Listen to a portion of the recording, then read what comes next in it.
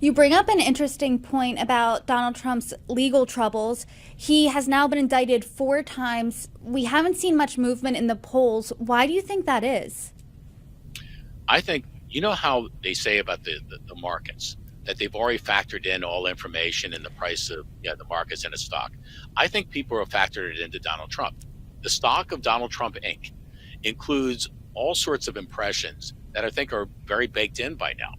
Is he a perfect human being? No. Has he ever done anything he probably shouldn't have done? No. Has he? Are there things as president perhaps he should have done more of or done less of? Yes. I mean, all these things, everyone's kind of said, okay, we get it.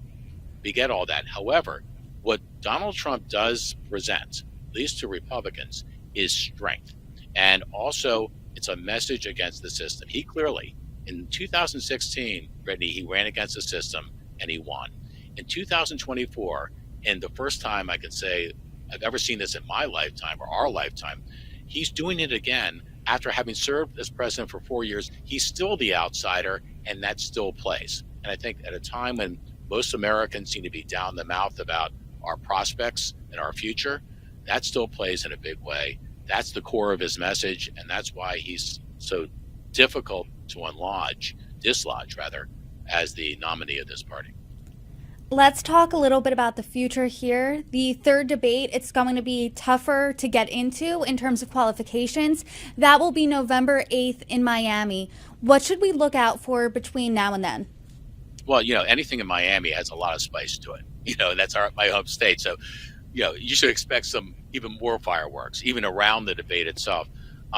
I think there'll probably be one or two that will drop off that stage by then. No offense to the governor of North Dakota. I'm sure the people in North Dakota like him, but I think he seems out of place on this stage, and maybe one other doesn't make that stage.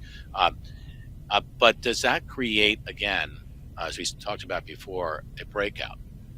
I don't know, because I haven't seen yet any other than you can say that Nikki Haley, I think in the first debate, was a breakout moment for her. If she were to go back, like if I'm now, maybe this is the question. If you were to ask me, what would I suggest to the ones who will still be standing on that stage in Miami? To Ron DeSantis, I think he had a couple moments towards the end there where he showed some heart and some background, some bio. I would do more of that. If I'm Nikki Haley, I never engage with anyone again. She had the one line she could have used last night that would have won the night when Scott was all over her about what she was trying to say.